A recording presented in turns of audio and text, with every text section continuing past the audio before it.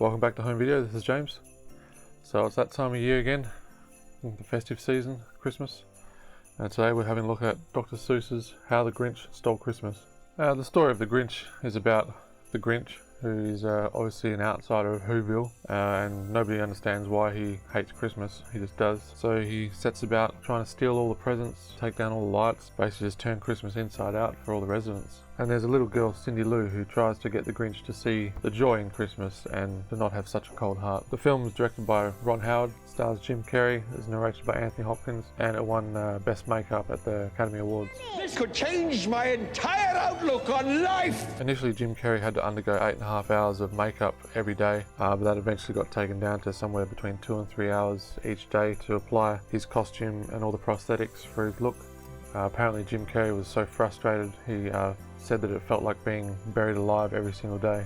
He had contact lenses that he was wearing that would constantly get fake snow on the lens, and that would just constantly irritate him even more. Things got so bad with Jim Carrey on set that he started becoming mean to everybody just because he was so frustrated with having to wear this, uncomfortable, hideous suit, which had yak fur, it had tons of makeup, and like I said, prosthetics of all sorts. And upon that, there's a scene where he's wearing a cloak on top of the suit that he's already got on, and with a face mask as well. I'm claustrophobic myself. I could imagine how actually terrifying it would be to actually have to wear this kind of thing. And I went back to my trailer and put my leg through the wall, and I told Ron Howard I couldn't do the movie. I go camping and I get claustrophobic just being in a tent, trying to sleep in a tent.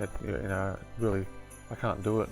Jim Carrey eventually walked off set. And then Brian Grazer came in, and being the fix-it man, and came up with a brilliant idea, which was to hire a gentleman who is trained to teach CIA operatives how to endure torture. Basically, he should just eat everything he sees, smoke as much as he can, get people to smack him in the head, all sorts of weird things. So Jim Carrey eventually developed a smoking habit on set. So I was this Grinch sitting eating. Okay, give me a light. and this giant cigarette holder, so the yak hair wouldn't go on fire. Jim Carrey said that another thing that helped him was he would listen to Bee Gees music. You know what got me through it? The Bee Gees. I actually don't know why they didn't use some of the Bee Gees songs in The Grinch. I think it would have worked.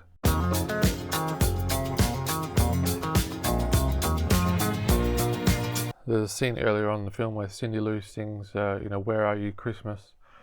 She's trying to figure out where Christmas has gone. Where are you, Christmas? Why can't I find you? But I mean, she's only, 5 years old, or whatever she is. Can't imagine that, it was ever lost in the first place. I mean, I can barely even remember being alive at 5 years old, let alone thinking, where has Christmas gone? It was a bit of a lackluster premise going on, but it is what it is. In terms of what's going on with the film itself, the makeup's fantastic. The set design is great. They really did a great job in fleshing out Dr. Seuss's Whoville. It really is its own world there. There's just a lot going on. There's just so much frenetic energy, a lot of things to look at. It just felt very overwhelming. I just wish it would just chill out a lot of the times, just like calm down for a moment, but it just kept on going. Jim Carrey, did well with the script that he was given. But I just found a lot of the jokes were kind of ordinary, a bit lame. He did have some genuine jokes in there that you would laugh at, but a lot of the one-liners and things was just a bit lame. I really enjoyed Christine Baranski's performance as the next-door neighbour. I think she's a great actress. This, however, is new.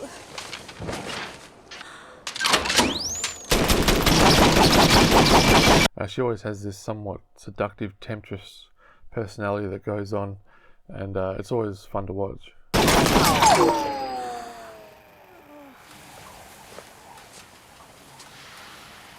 But the film itself is, you can chuck it on and you can have a watch, and it's not going to take up too much of your time. It's an hour and a half. By the end of it, it's somewhat satisfying. Now, like I said before, it can get a little bit tedious with so much going on. And J. Carr from the Boston Globe calls it an instant classic. And look, I'd have to agree with that. I'm not going to say it's a great film. I'm not going to say it's a bad film, but it is a classic that you can put on at Christmas time. Compared to a lot of the other trashy Christmas movies that are out there. Films that just are about boy and girl, boy meets girl, girl meets boy from a small town, girl meets guy from a big town, guy meets girl from a small town. They find, the true meaning of Christmas and all that kind of jazz. So many just bad Christmas films out there. It is one that still holds up today. It ranks amongst the other Christmas classics like Home Alone, Die Hard, you know, Jack Frost, Nightmare Before Christmas. It still holds up quite highly with those ones. So with that, I'm going to give it 3 out of 5 stars. Blast this Christmas music. It's joyful. Leave a comment. Let us know what your favourite Christmas movie is. I'd like to know. Thanks for watching, as always. Thanks for subscribing if you've subscribed already. And I hope you all have a fantastic Christmas. We might take a little bit of a break over the Christmas season, but we're going to be back in 2024 with some really good videos. And the home video store is going to be stronger than ever. So until then, guys, stay safe. And I'll see you next time. This is James signing off from the Home Video Channel.